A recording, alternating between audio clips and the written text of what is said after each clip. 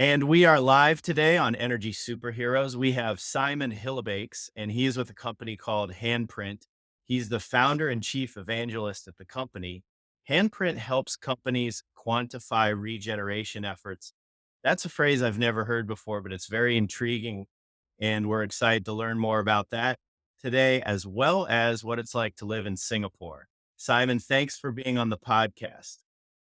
Thanks very much for having me, Peter. So tell us about quantifying regeneration efforts. What does that mean and how does it help people?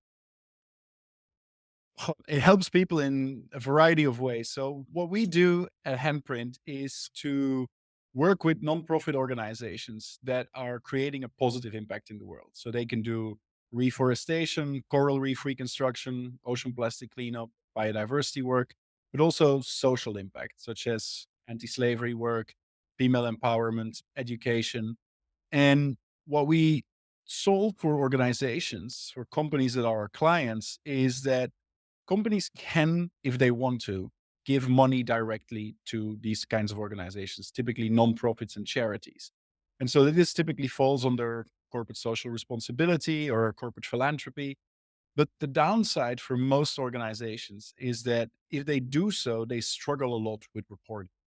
So, especially a large company that gives money to a variety of nonprofit organizations with homogeneity of reporting. So it doesn't have a single source of truth.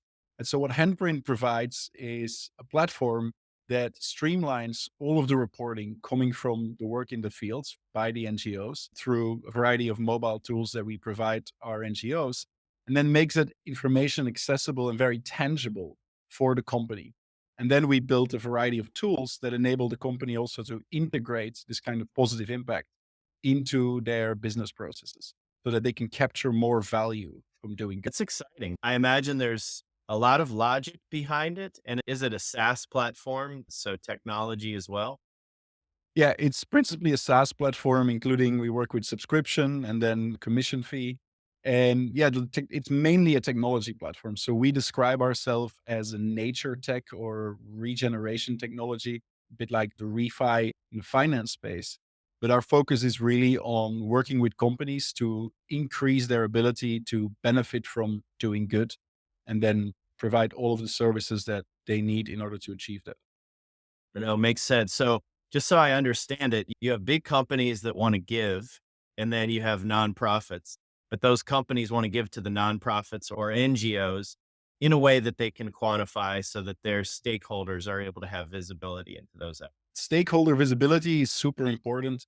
But beyond quantification, which is an important part of what we do, what companies really want is to know that they actually capture business value from this. So I'll give you a quick example. So we've developed, amongst many other tools, we've developed plugins for e-commerce that an e-commerce brand can integrate in their checkout experience. And we've shown in a variety of experiments that doing so can actually increase cart conversion and sales by up to 16%. So if that's the case, then creating this positive impact, which obviously has a cost, isn't really a cost anymore because the growth of your organization as a consequence of doing so much more than compensates for the money you spent on the positive impact. Wow, that's amazing. So it's a true win-win situation where you have a positive business impact and a positive social impact. Yeah. And this is really, I think, the essence of how this can work and can be a sustainable organization. And so we've built tools similar to the one in e-commerce in a variety of different industries, including for banking, for advertising, for events, and for, yeah, name it. Any kind of company can choose to turn any type of activity that has a digital fingerprint into the creation of a handprint. And handprint here is the opposite of a footprint, right? Where footprint is all the negative impact that an organization creates by virtue of just running its business.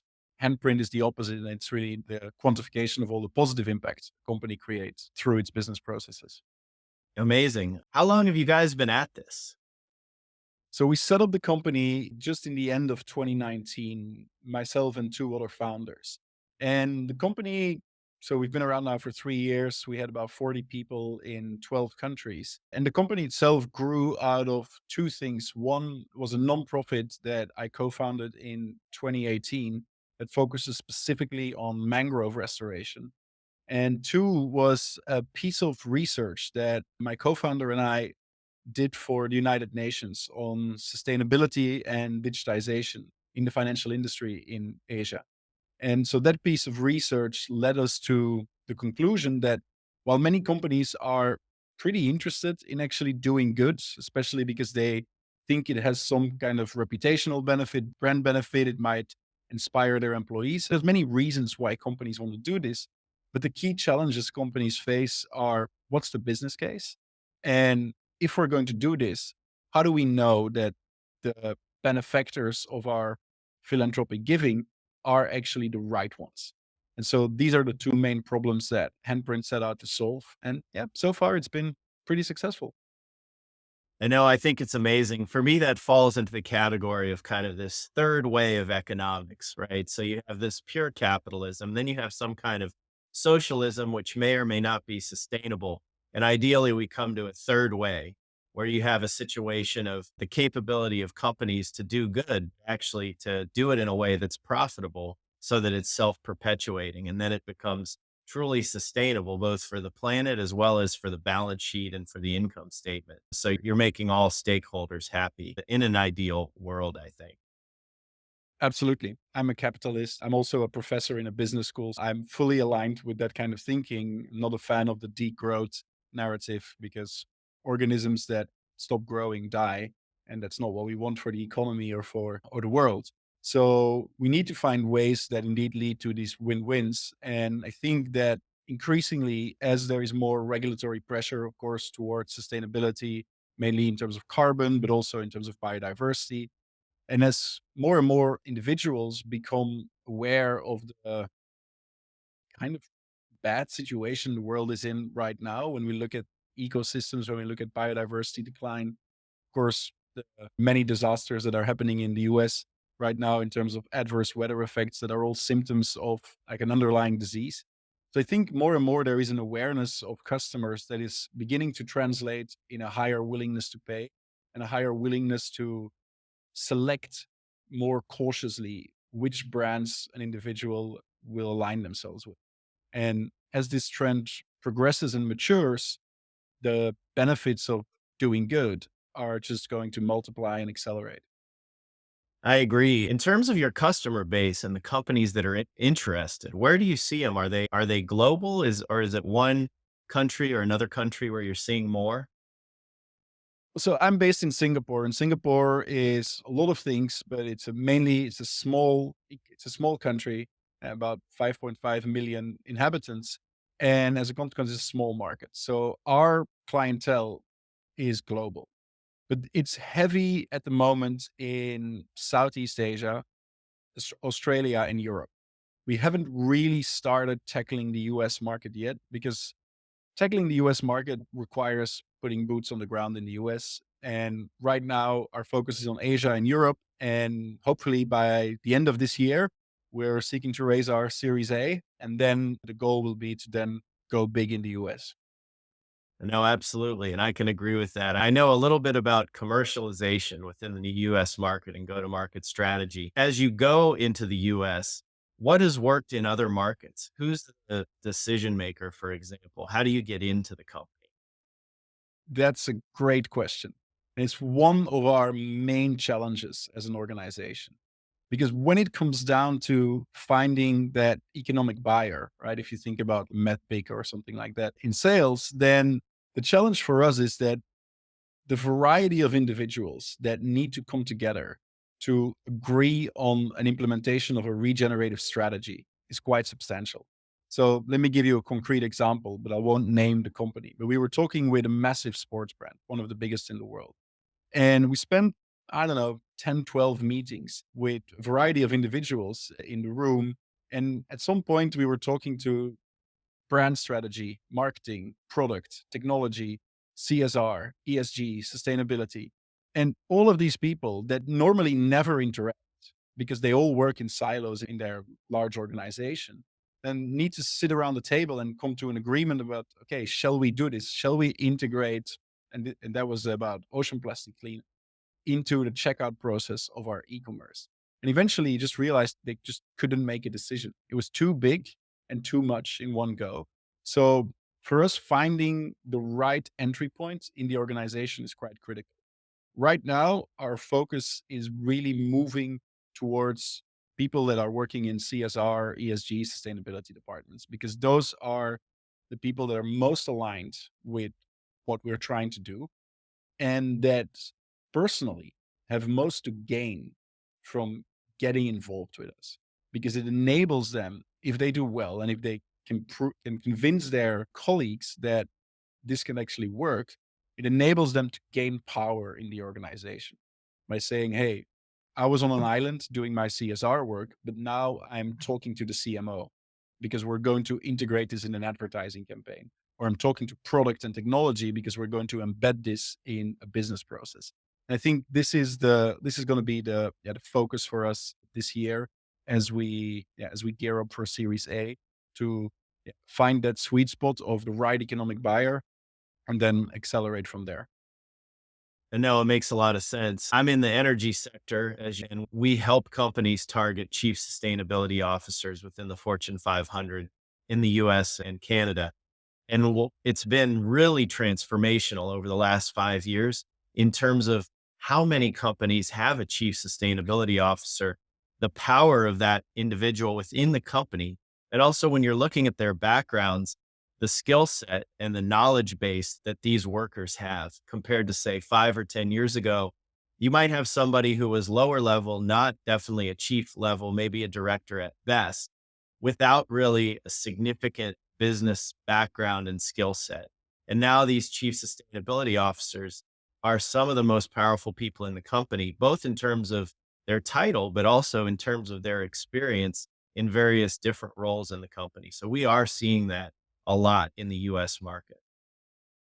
Yeah, and I think that's an amazing trend. I was in a meeting today with a big mining company, and the two people were head of sustainability and his right hand both came from 25 years experience in the company. The other one had a PhD in finance. And I was like, this is really great to see that you get people from very diverse skill sets with experience starting in the mines 25 years ago to running the engineering team, to running the engineering department, to all of that, then actually starting to head sustainability. And this is a positive trend. I think in Asia, by and large, we are a bit behind. So I think you'll see the same trend as you are witnessing in the US, in Europe to a lesser degree, but also a little bit in Singapore and Hong Kong. But in Asia in general, it's still very often that the people that are promoted into the chief sustainability roles come out of communications and marketing. And that's not necessarily a problem, but in most cases, that doesn't mean that they have sufficient power to really enact change at a systemic level within their organization. So I hope that we'll see the same trend as you're seeing in the US in Asia soon. Yeah, hopefully we'll get there. It happened so fast in the US, it blew me away. Really accelerated after. And I don't know if that was a purpose. Maybe companies had time to take a break and reevaluate, but it's really been a big trend. Let's talk more about Handprint as a company. So you guys have been at it a little bit. Have you had seed investors or other institutional investors come into the business so far? Yeah, we've actually just in the final stages of closing our seed round extension. So initially, we set up an SPV and got friends, fools, and family to give us a bit of upfront capital. So that was probably about 9 months into the business. Initially, it was just the three founders. And then I think about 5 months into that, we hired our first developer. And then reasonably quickly, we started conversations with a corporate VC in the fintech space. And so they've become our lead investor so far. They're called Tunes, and they're specializing in the international transfer of value, whether that's remittances, but it could also be data, minute in mobile phone packages that in like Africa and many Southeast Asian countries where people are not on a postpaid, like everyone in the US and in Singapore and in Europe, are all on postpaid by and large. But in about 4 billion people in the world are on prepaid models. And so they often need to have a 10-minute data loan. so that they can actually call someone. And so Tuned is the company that enables that. And so they invested in us because they realized that in many ways our business model was very similar to theirs. What we were doing was moving money from affluent countries to more developing countries for a different purpose. For us, the purpose was to create social and environmental impact, but there were a lot of similarities. And then very recently, Singtel came on board, and Singtel is like AT&T, I'd say, in the US. So it's the largest telecom operator in Southeast Asia. And so they've become a second strategic investor. We're also in conversations with them about integrating some of our capabilities into their business processes, which will be a huge deal when it manifests. And so our focus has been on working with corporate VCs that see the long game, believe in the team, of course, and also that are interested in becoming partners. So that are actually many of our main investors are also clients, which obviously helps us develop the products and tackle the market a bit faster.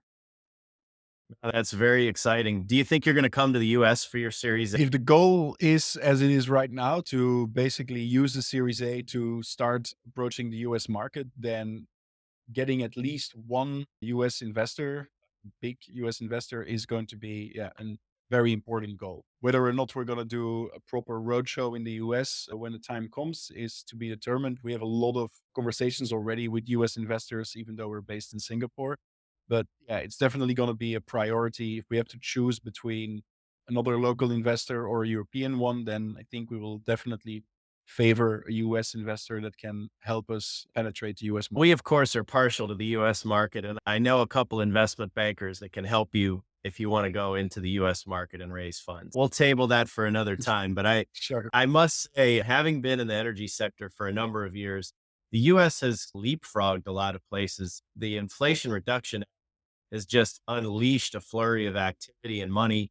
We're seeing a lot of European investors, big funds, infrastructure funds, and other open up shop in the US now. And so we're seeing tons of money flow from Europe to the US, whereas I think previously Europe was quite a bit ahead of the US in terms of sustainability and moving towards this ESG type of focus. US has really moved quickly over the last few years. So that's my plug for the US. Have to get it in. No, I totally agree. When IRA was signed, it was a moment of sheer relief for me as well. I follow US politics closely simply because it obviously still influences what's going on in other parts of the world to a large degree. And what's somewhat scary right now, and I don't know to what extent you read the foreign press, but as a non-American citizen, I read some US newspapers, but also like English and then local.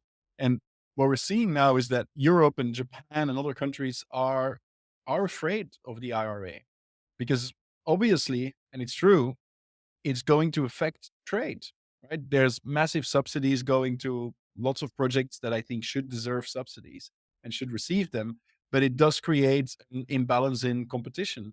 And I think the response of Europe and the response of Japan as the two main other kind of dominating markets is still unclear. And whether or not that's also going to be additional subsidies or trade barriers is something that, we'll see. I hope it's not going to be trade barriers because it will damage the effectiveness of the IRA. But I hope that there's going to be a serious commitment to support green energy, support clean energy, clean technology development, carbon capture and storage, and regeneration, because these are the things we absolutely need in the world. I agree. And we're definitely seeing it in terms of Canada. So several developers that we know in Canada, since the IRA was signed, have decided to move their projects to the US. And as I mentioned, I've seen several large European funds open up shop in New York in order to take advantage of this flurry of activity that's happening Yeah. around the IRA. Money talks. That's all you can say. It does, and it doesn't hurt that the dollar is really strong right now either. We are in a period where that's happening, but I think financial markets move in cycles. It's important to take advantage of it while it lasts, but things go both ways. So the good news is the long-term trend is definitely up for sustainability. There's just no question about it. No, I agree. There is no question about it. The only remaining question is it going to go fast enough in order to avoid the worst of climate change and prevent biodiversity collapse? Still a bit skeptical. I think the decisions made at COP15 in Canada are very promising. They definitely go in the right direction. And and that's a big if countries can really reach the targets as they were set out in COP15, then by 2030 we'll be in a substantially better position than we are now. But already now we've seen that with El Nino changing, the expectation is that 2024 will be the first year where we top 1.5 degrees in Celsius in terms of planetary heating, likened to the pre-industrial age. So that is a little bit scary because, yeah, it's really time that we take this very seriously, that decarbonization has to be, yeah, the talk of the town, and then investing in nature-based solutions and other technology to remove carbon from the atmosphere is going to be some of the biggest business in the world. I think UNPRI said that by 2050, this was their expectation. Um, the market for nature-based solutions, purely from a carbon absorption perspective, would be worth $800 billion a year. And that doesn't even think about the market for nature-based solutions from a biodiversity perspective. And then everything that we need to do in the oceans in order to halt the decline of fishes. So yeah, investing in nature is going to be the new. I could not agree more. And it's funny that you mentioned digitization because it absolutely reminds me of the start of the internet in the late 90s. And things have just really accelerated, except for I think it's going to be even a longer trend, which is amazing because there's a lot more work to be done. And with physical things like energy and environment are, it just by its very nature takes longer because you're writing, if you have a little problem with the code, it's no big deal. Nobody gets hurt. But when you go to implement something physically, some kind of power plant or large scale infrastructure project, you don't get really a beta test. It has to be perfect when you put it out there. So it takes more time to Yeah. execute on these sorts of things. Yeah, that's true. And I think this was especially true before blockchain. Because with blockchain, that kind of changed, right? When you basically have people with a habit of designing software that are actually creating hardware. Although it's digital, but it has the same characteristics of hardware because it's super hard to change. So yeah, I think but yeah, implementing the energy transition is gonna take time. It's gonna require all of our efforts and political will. And we don't have an alternative. We should do it. And if we make mistakes along the way, then it's fine. Let's learn from them and then accelerate again. Absolutely. So you mentioned the UN climate goals. One question I always like to ask is US, Europe, Japan, you do see all moving quickly towards decarbonization. How do we get the emerging markets on board in a way that's fair, recognizing where they are in their, let's say, economic life cycle? I think part of that will be in terms of technology transfer and financial transfer. But I think in the US and in Europe, we underestimate the velocity at which change is happening in the emerging markets. China is often the boogeyman in the US, but China's transition to green energy is so much faster than any other country in the world. It makes the US and Europe look like laggards, and they are laggards when it comes to China. The problem that China still has, of course, is that it still opens coal plants because its energy consumption itself is growing so quickly, which is, yeah, unfortunate. And I hope that they will stop doing this. But we see this transition already happening very quickly. India, also, the cost of solar in India has gone down incredibly rapidly. The number of projects that are planned there is, yeah, there's so many. We see this in Vietnam, where already I think about 40, maybe 60% of the energy mix is renewable. A lot of it is hydro, but at least it's low carbon. So if we look at Southeast Asia, so where I live, of course, so the development of the Asia grid, which basically makes sure that we can connect the energy systems of the different countries from Singapore to Indonesia to Malaysia to Vietnam to Laos to Cambodia is still going ahead. And we already see now, for instance, in Singapore, which is a very small country, despite the fact that it's on the equator and it's very good weather, we have a very limited capacity for solar simply by virtue of our size, which means that if we would put solar panels on every rooftop and every apartment building and every building in the country, and on the few places where we have water, so we could have floating solar panels, then we could still only service about 10% of the energy need in Singapore. But so what we are doing right now is using renewable energy certificates. And so to import renewable energy from countries like Laos, from countries like Cambodia, and then stimulate the growth of renewable energy there, mainly photovoltaics and wind, but hopefully in the future also maybe tidal. So I think there is an acceleration happening, at least in Asia. I'm not too aware of the situation in Africa that, yeah, many people in the West are underestimating. That's good news. It's good to hear that. And I appreciate you talking about Singapore. So a little bit of a lighter topic. You got to tell us, what is it like living in Singapore? How long have you been there? We have these in the US anyway, these dreams of it being this perfect place where everything is very pristine. Would love to learn more about Singapore.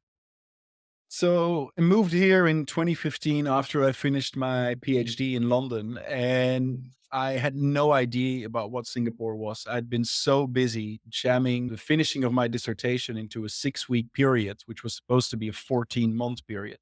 But due to an unforeseen event, I had to finish my PhD significantly.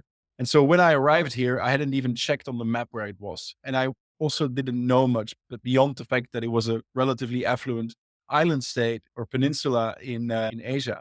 But Singapore is incredibly modern in terms of infrastructure, incredibly modern in terms of architecture, very conservative in terms of beliefs, and run very tightly by a government that has been in power for about over 50 years. So the same party has been continuously elected. And of course, as a small country with very limited natural resources, has developed a knowledge economy that is competing with the best places in the world.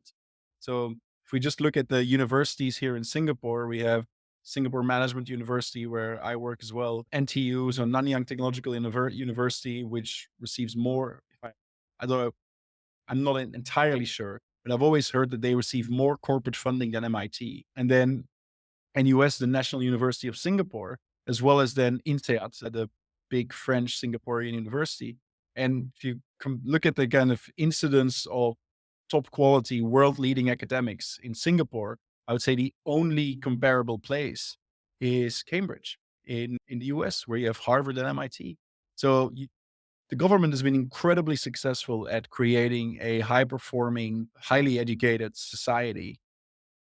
Of course, it's not perfect. There are many weird things about Singapore, such as chewing gum is illegal, which is always like one of the famous stereotypes. And as I said, it's quite conservative in its beliefs when it comes to LGBTQ, and all of those things are not really considered to be, yeah.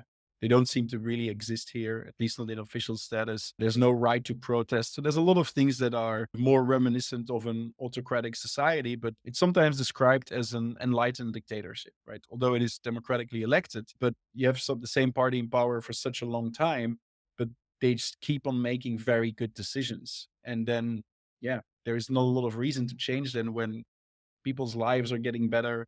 And yeah, I've been here 8 years. I've become a PR, a permanent resident. So that means that in theory, I can stay here for the rest of my life. And I think it's a good place to be. It's a good place to start companies. There's a lot of support. And it's one of the financial epicenters of, I would say, of the new world, right? So with China and India around relatively close by, proximity to Australia as well, and then the fast growing Southeast Asian countries, there's a lot of things happening here. That's very exciting. I don't want to misquote Jefferson, but it was one of the founders of the US that said democracy is just the safest form of government, but benevolent dictatorship is actually the best. So I'll put in the show notes, the American founders actually said that, but I Yeah. feel like it was Jefferson or one of those guys. So it seems to be born out there in Singapore. The main thing you can say is that the metros are clean, they run on time, there's amazing public transport, and policies are very strongly inspired by science. And I think this is pretty rare. And if you look at the US, where there's still so much debate about whether or not science is even real, especially when it comes to climate and so, then I think it's interesting to have a country that, for instance, this is a very simple example, but it resonates with people. Singapore has still not banned the free use of plastic bags in supermarkets, which in many countries has these kind of token system for, oh, we need to do this so that people bring their reusable bags. But if you look at the life cycle analysis of a reusable bag and liken to a single use plastic bag, then by and large, the single use plastic bag is better for the world. And so the fact that the government here is saying we are not going to make this change, despite the fact that everyone else is doing this, because we look at the science and the science just doesn't pan out, I think is actually pretty interesting. That is very interesting. And I'll say that I think one of the challenges we have in the US is science has become so politicized. So it used to be that there was studies done and people looked at the studies and they went one way or the other. But now the communications have become so, I don't want to use the word censored, but I will use it. A lot of times the science is censored to meet a certain political view. So it's a challenge. So now people have turned their brains off. And if we could get a return to free flowing information somehow, I think we could get back to people being more trusting of scientific studies. Yeah. But I think as a social scientist by training, I think there's also an important role for scientists to do more translational work, right? So if you look at academic reading and academic writing, it's very dense, it's very complex, it's very jargony. And as a consequence, that doesn't necessarily resonate. And academic writing, and especially in the natural science, is also very cautious. But it's never going to say something is like this is now a fact. It's always going to say, well, the probability that this is true is 99.4%, because that's what the statistics and the econometrics pan out.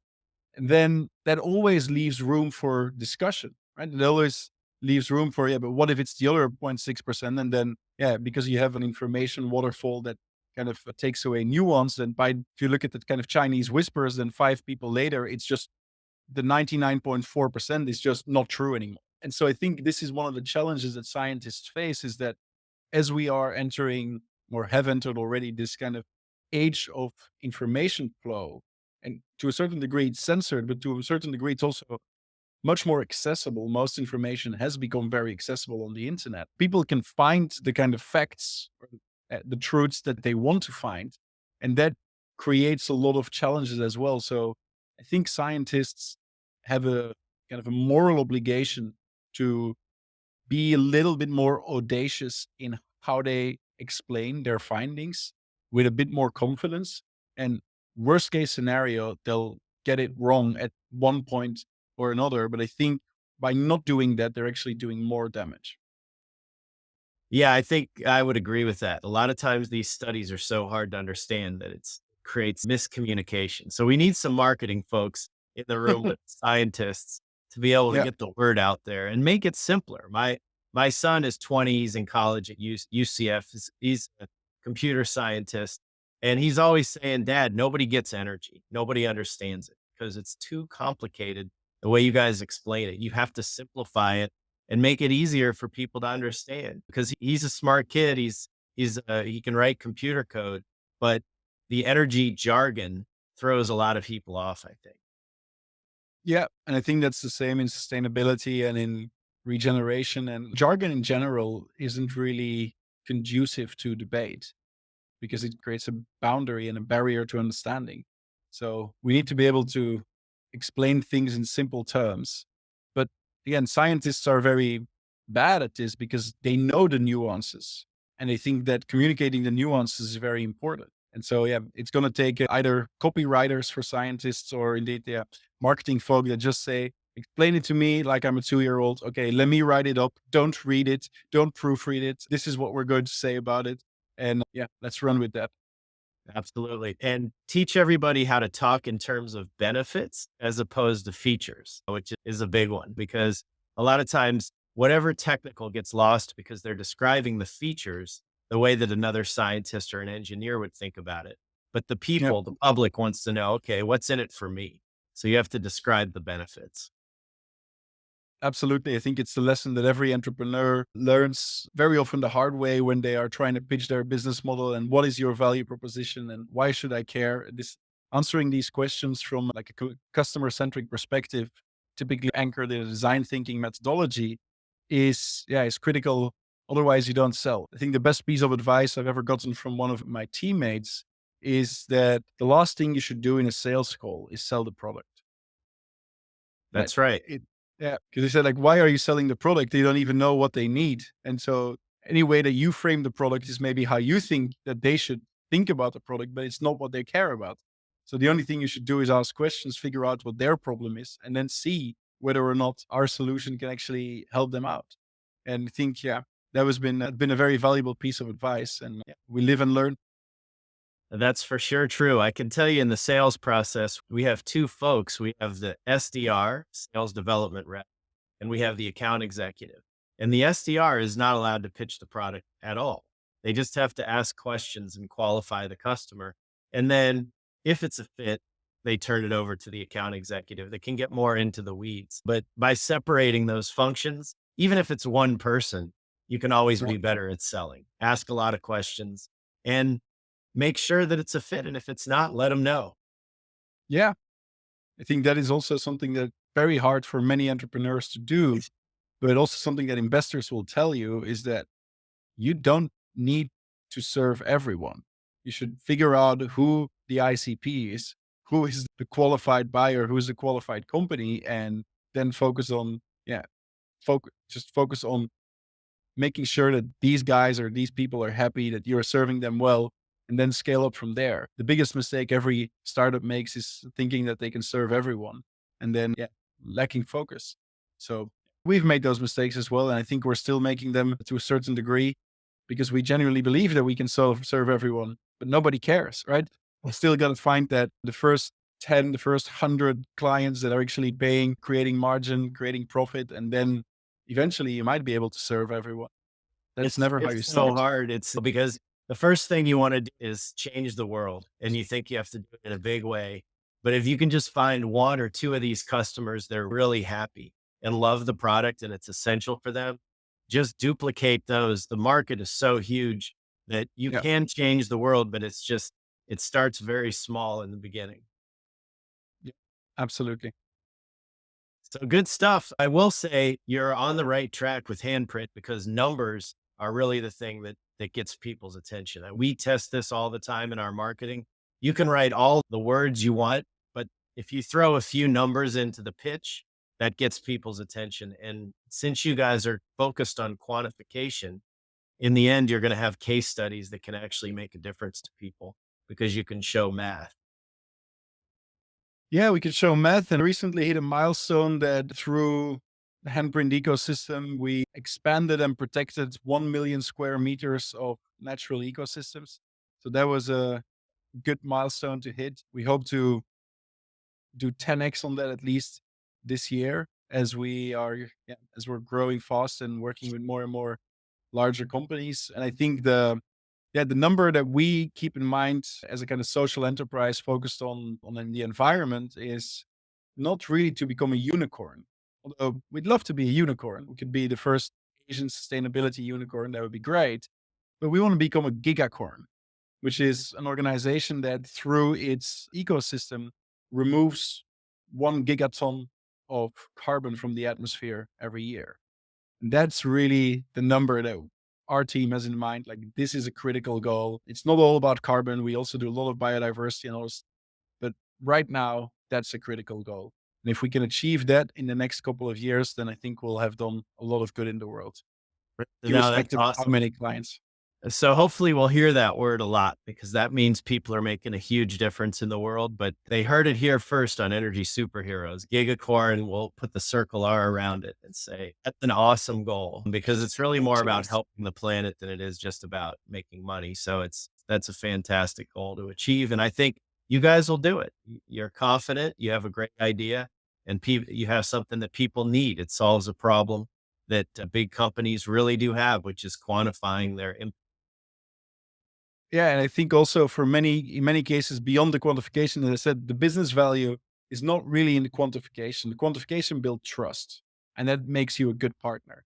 But the business value is in embedding it in interactions, right? So we've got clients that use our tools to reward their employees if they do well or if they have a work anniversary. And saying rather than getting another one of those bottles or whatever stupid corporate gift you normally get, say, "Oh, here's a voucher for $100 of impact, and you can allocate that to whatever projects that you like within the platform." I think that's a powerful motivator. It's a different type of motivation. It might not be as powerful as financial rewards, but it does work. And we see that this at this scales.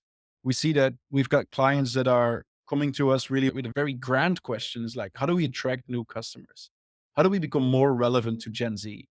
And environmental things very often are topics that Gen Z care about. So if we look at our banking solutions, then we just see that the reason why so many banks are talking to us, well, yeah, quantification matters, but it's if you can deliver a product that is going to convince a 16-year-old or even a younger person to not go for some neo bank, neo digital bank, but actually go for an incumbent bank that offers this regenerative service that every time they use their bank card, they put a little money aside for whatever reforestation or coral reconstruction.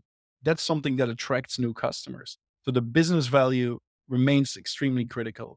And yeah, the quantification, I think, is the trust layer that you need to build, especially in this space, because there's a lot of shoddy organizations. There's a lot of companies with good intentions that just don't have the science. Like we have two founders with PhDs, one in environmental policy, one in kind of digitization and sustainability. We look at our space and we see some of our competitors that we all love because they're all doing great things.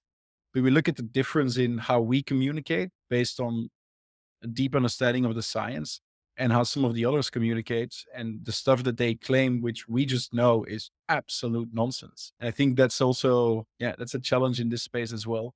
So and eventually, if you do that, I think, yeah, the trust that you're going to lose that trust from your customers, and that's going to be a serious. It's going to seriously endanger your business in the long run. So we're very much inspired by the science, and but we do have the marketing people that actually translate it into something that's understandable. Yeah, and I would agree with you. It takes a long time sometimes for the truth to come out, but eventually it always does. And when companies are focused on short termism, they'll definitely feel the negative impact in the long run. One thing I'm noting about your product, it seems to reduce friction. And I think, as you mentioned, say a Gen Z, I love an app called Acorns that I use for automatic savings. And it's so frictionless. And your type of solution, it's key to have an impact and also make it easy for people to do it, because a lot of times you hear about these companies donating, but you don't really believe it. It's, yeah, they say they're giving this and that, but it's not tangible. But when you can see it at the transaction level and you can see it and it's adding up and there's no friction to it, I think that makes a huge difference in terms of believability and credibility. Absolutely, I think it's really important that you make it easy for people because if you as an individual have to incur additional costs, and they don't need to be financial, but like search costs or just time investment in order to verify things. And then the likelihood that it happens becomes so much smaller. There was a recently, maybe it's now a year and a half old or so, one of the big e-commerce platforms here in Asia did a piece of research on to what extent do individuals want to buy more sustainably in a variety of Southeast Asian countries. And the findings were really shocking. They said 69% of people say they want to buy more sustainably, but only 4% do. So that's a massive gap. And then the question is this because people say they care, but actually they don't care, which is possible. But I think the more plausible reason is, well, people say they care, they do care, but it's hard. It's just simply hard. Right. And so if you embed positive impacts or what we call regeneration in the transaction itself, then it matters a bit less what you buy. You should still maybe buy more sustainable products. But if you know that every time you use your bank card or you use your Apple Pay or Google Pay, every time that happens, something good is happening as well, that becomes more interesting. It becomes easier and you take away that friction. And I think that is the key to really creating large scale sustainable in this space. It's, yeah, as you point out, eliminating the friction and making it credible. And this is what we work on very hard every day. I couldn't agree more. And sometimes it's good to make friction for doing the wrong thing. So I'll give you a perfect example. Tipping in the US. I've always talked about minimum wage, could never get it up. So restaurant workers were never making enough money. And it was a problem, a big problem. They didn't make a living wage in the United States. After many years of trying, the credit card companies actually came up with a solution because they have a POS system now. And the reason people weren't tipping is because they don't carry cash. So you go Sure. up to a transaction, you don't have cash, you don't tip. Now the POS systems have a little screen that Mhm. says, "Would you like to leave a tip?" And the default's 15%, 20%. You have to click back and then click 2 more buttons if you wanna not leave a tip. So just that alone actually increased the average wages of the and I'm talking about fast casual restaurants where people are just Sure. standing there at the counter, increased it by $4 per hour.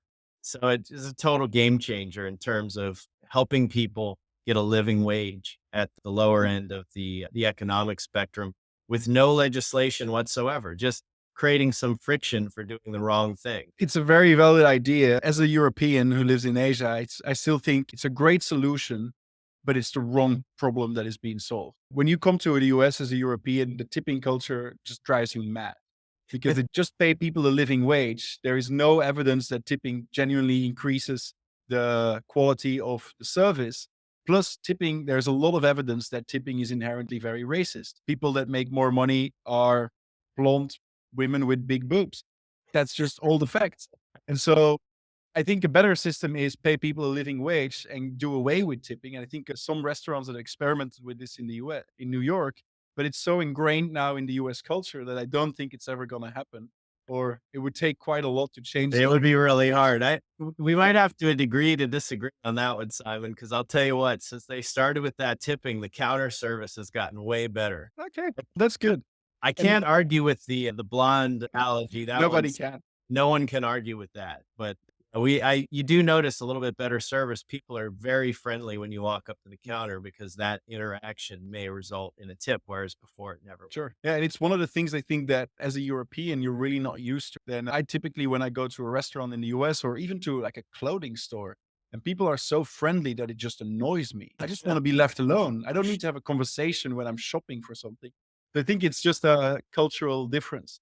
But the benefit of that infrastructure that now exists that the credit card companies build and the POS systems is that we could easily layer tip for the planet on top of that, right? And it could be a Absolutely. default 1%. And if you think about the amount of money that goes through like the Visa and the MasterCard and the Amex system on a daily basis, even if you do zero point 0.1 or 0.01%, that goes to pot to invest in regeneration, then the volume that you can that you can create in a very short time period is going to be transformational. It's massive, and I think the key is choice, but you just make a little friction for them for making the choice you Yeah. don't want. But you can't they can't complain because it takes about 10 seconds to click the button twice, and then you don't have to give it. But Mm. surprisingly, most people, if Yeah, the people. default is give, they'll give. Sure. It's like with the 401k, right? That they changed the system as well based on the studies from behavioral economists say, yeah, opt people in by default. And then if they want to opt out, fine, they can, but create more friction to do the bad thing. And then, yeah, people do the good thing because yeah, it's more convenient.